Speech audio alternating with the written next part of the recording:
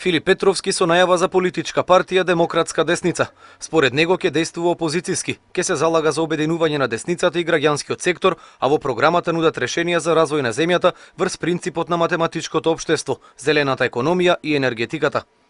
Идејата на партијата е да воведеме пред се демократија. Ние сметаме дека нема демократија во македонските партии. Примери има многу, да не навлегувам во нив. Значи името е Демократска. Прво, пред се дадено ради тоа, затоа што сакаме да се промени односот внатре во партиите, и Десница, затоа што претежно нашата ориентација е десничарска.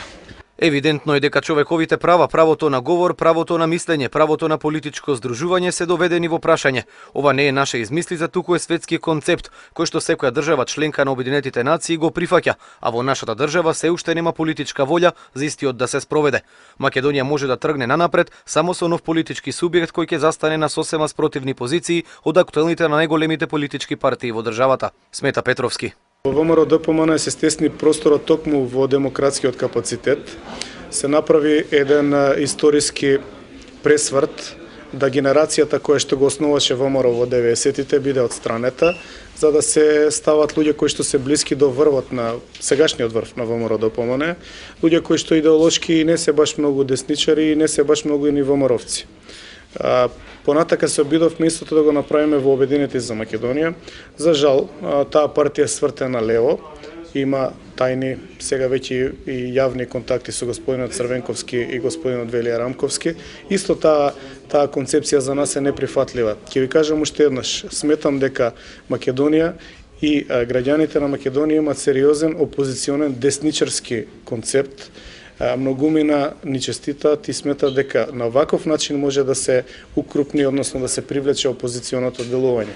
Инаку сите оние што отидоа лево-десно, кои што беа по одредени партии, сега веќе се стремат кон нас и мислам дека сигналот што го пративме е добар. Иако формално правно Демократската десница се уште не е формирана, партијата веќе контактирала со другите десничарски и опозицијски партии за формирање на блок на предстојните парламентарни избори.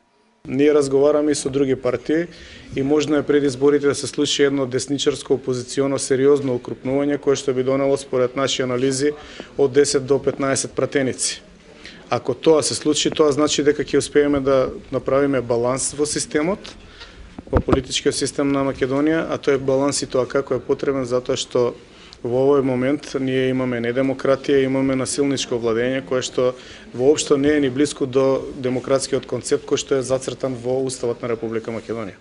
Од Демократската десница порачуваат дека иницијативата за формирање на партијата е отворена. Ги повикуваат сите граѓани на Македонија да се придружат за да можат активно да придонесат за промени во општеството.